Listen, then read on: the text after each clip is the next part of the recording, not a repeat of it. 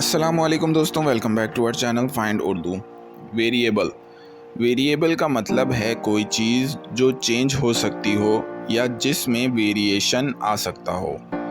ये अक्सर science, math और एवरीडे लैंग्वेज में यूज़ होता है और किसी भी ऐसी फैक्टर या एलिमेंट को डिस्क्राइब करता है जो स्टेबल ना हो और टाइम या कंडीशन के साथ चेंज होता रहे। वेरिएबल्स का एनालिसिस किया जाता है ताकि उनका अफेक्ट और इम्पैक्ट समझा जा सके। फॉर एग्ज़ाम्पल, वेदर की कंडीशंस बहुत वेरिएबल हैं, कभी धूप और कभी बारिश हो जाती है।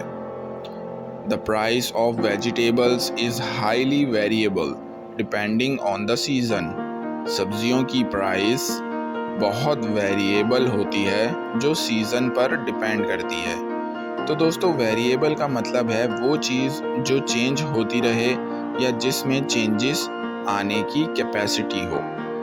उम्मीद है अब आपको वेरिएबल का मतलब समझ में आ गया होगा। मिलते हैं नेक्स्ट वीडियो में। शुक्रिया।